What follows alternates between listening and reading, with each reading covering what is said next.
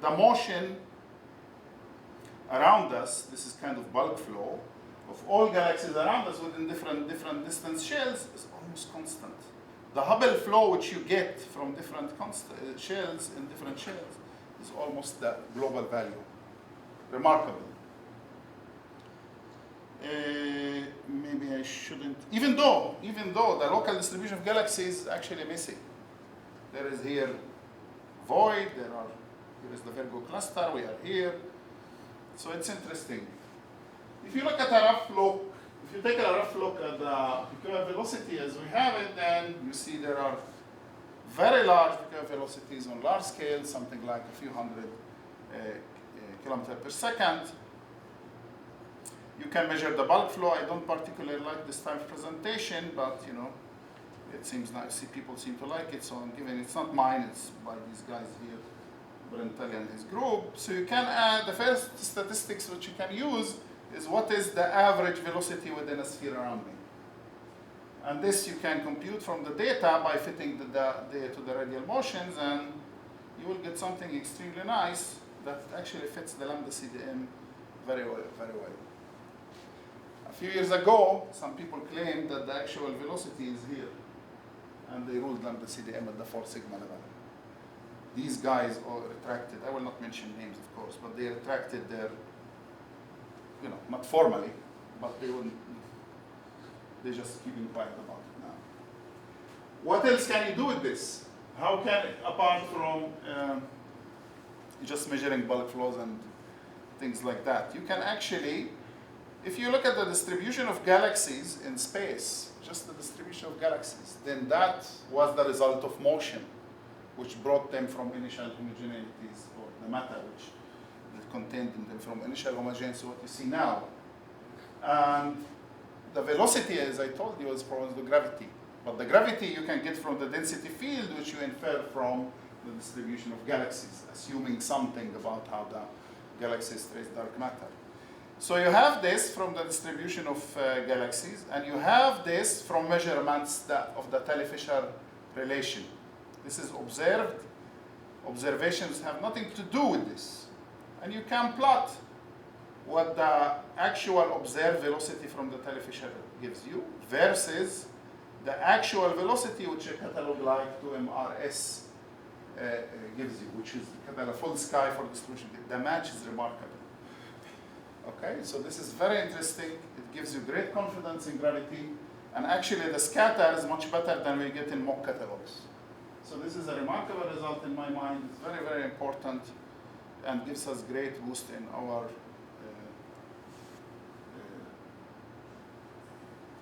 model of the structure formation. Also, the residual, when you take the difference between gravity and velocity, the residual in the correlation function on all scales go down significantly. Okay, so that was about redshift space and about measurements of galaxies of peculiar velocities directly. Now I want to offer a new, but very old, it's actually ancient, way of constraining the peculiar velocity. Given something like Euclid, we have so many galaxies in Euclid that right now we can play this game. Okay? And the game is very simple. So you look at, suppose this is the sky, you look at a place like that on the sky. What we have from galaxies, the flux of the galaxy. If you multiply that by the distance, you get the actual luminosity. The actual luminosity of the galaxy should not be correlated with its velocity, because otherwise this is a very strange situation. It's actually, you break the equivalence principle if you do that. At the moment, I am within the standard gravity, the standard cosmological model.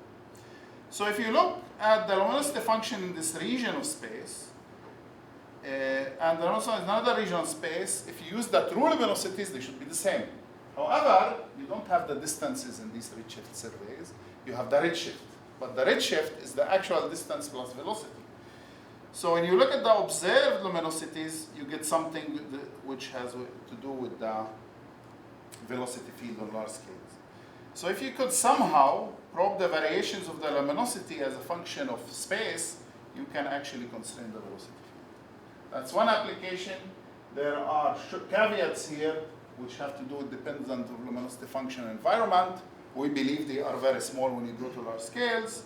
And we have actually demonstrated this point in several ways. One of them by matching also the gravity in something like Sloan with the velocity which you get from here.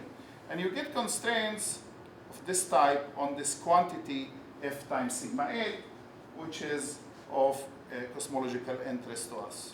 It has this F, the growth rate, times sigma 8, some normalization, and the rest is from redshift distortions, the classic method. So you get something which is very nice, and I have great hope for applying this to Euclid and get something independent, completely independent from redshift distortions. Okay, so now, after I was arguing that the lambda CD model is great, I will try to convince you that there is some need for some modifications. I think I'm going all right with time. So Jared Diamond has this thing which is called the Karenina effect. And he quotes, I think it's a boring book, by the way. It's so Tolstoy, you have to be romantic. Tolstoy starts with this famous sentence: happy families are all alike. Every unhappy family is unhappy in its own way. You know, when things go wrong, can go wrong in ways. A physicist would say this is just entropy. It's very hard to get things right. So once you get things right, you want to save. So I think cosmologists are a happy community in general. All reliable data run the same headlines if you want. But there are nasty systematics. I'm not talking about H0 in this, the Hubble constant in this context, actually. But things which have to do with small scale observations of the galaxy population, things like that, which I mentioned briefly.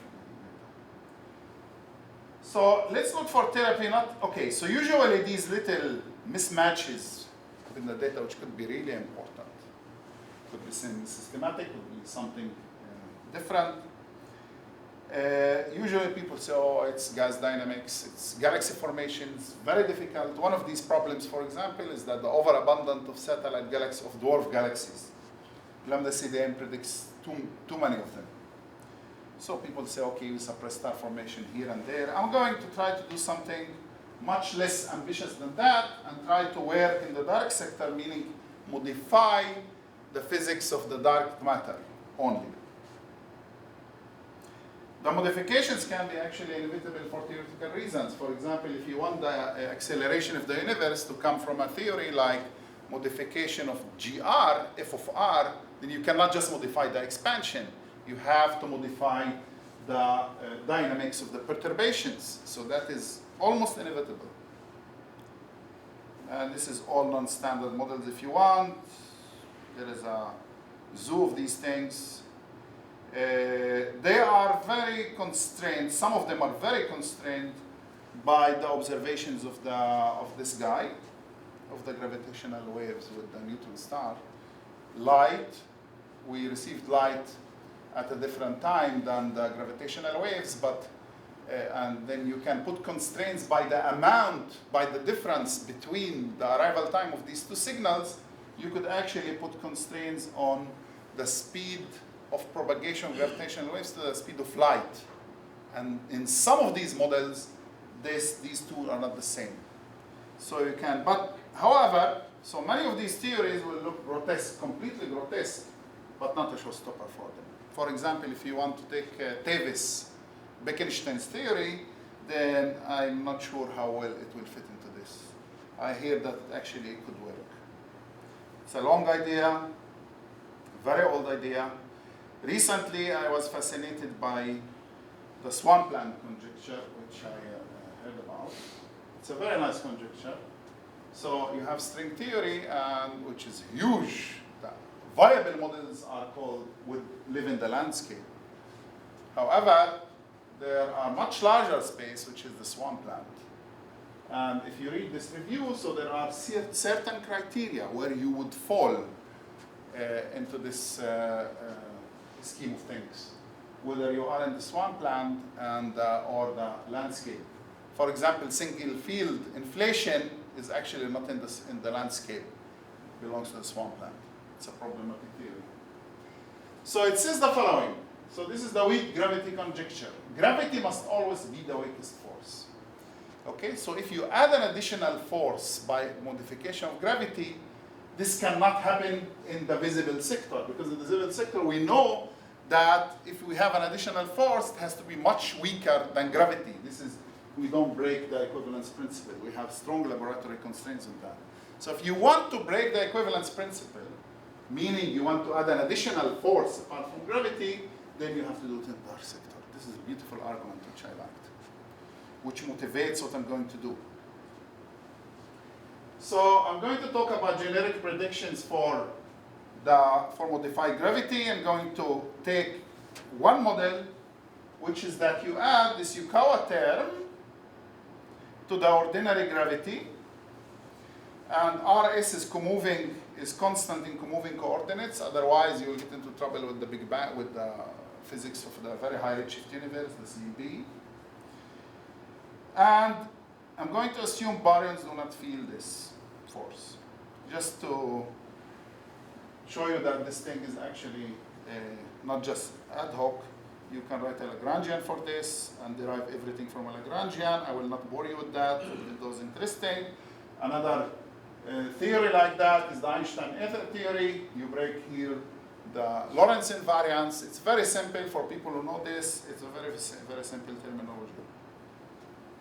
So let me just point out some of the consequences of this term, and then I will go to the last part of my talk. For example, because you added a force on small scale, it's a large scale force, but it's still on 1 megaparsec, but 1 megaparsec, it's more